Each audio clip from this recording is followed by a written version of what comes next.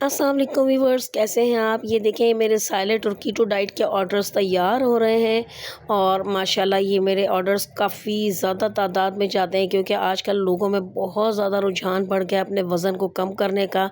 अच्छा, मेरी अगर आपने फुल वीडियो देखनी है जिसमें मैंने आपको बताया है कि आप अपना फूड बिज़नेस किस तरह से रन कर सकते हैं, क्योंकि ज़ाहिर है अगर आप फूड पांडा के साथ मिलकर बिज़नेस करते हैं तो आपको 40% उनको देना पड़ता है, बाकी 60% आपके पास आता है और स्ट्रगल और मेहनत भी ज़्यादा होती है। तो विदाउट फूड पांडा आप किस तरह से अपने कस्टमर्स हासिल कर सकते हैं और किस तरह से अपना फूड बिज़नेस चला सकते हैं। बेशक आपका बिरयानी का बिज़नेस हो, हलीम हो या मल्टीपल फूड्स हो, तो आप किस तरह से अपने फूड बिज़नेस को बहुत अच्छी तरह से रन कर सकते हैं। मैंने अपना कई सालों का पुराना तजुर्बा आपके साथ शेयर किया है, तो आप मैं डिस्क्रिप्शन में अपनी लॉन्ग वीडियो दे दूँगी, आप वो ज़रूर देखिएगा और इंशाल्लाह आपको ज़रूर फ़ायदा होगा और आपके पास इतने कस्टमर्स होंगे कि जिसकी कोई हद नहीं, अगर आप मेरी लॉन्ग वीडियो में देखकर उन टिप्स पर अमल करेंगे।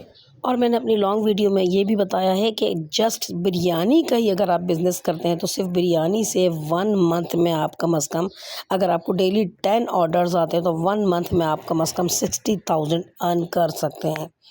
ये देखिए जी, मेरे ऑर्डर्स के डब्बे वगैरह पैक हो गए। असल में मेरे पहले से काफ़ी सारे बॉक्सेस जा चुके थे, तो ये लास्ट में जब मैंने कोई वीडियो बनानी हो ना, तो मैं लास्ट में ज़रा बॉक्सेस वगैरह तैयार करती हूँ, जस्ट वीडियोस के लिए एक बॉक्स तैयार करती हूँ क्योंकि सारे बॉक्सेस की वीडियो तैयार करना मुझे अकेले के लिए थोड़ा सा प्रॉब्लम हो जाता है। और ये देखें, ये जो ना बॉक्सेस के अलावा मैंने जो ना लकड़ी के प्लेटर मेरे पास थे, बाउल थे, उनके अंदर मैंने डेकोर करके भी आपको दिखाया कि कितना ज़बरदस्त, कितना कलरफुल, कितना खूबसूरत सैलेड लग रहा है।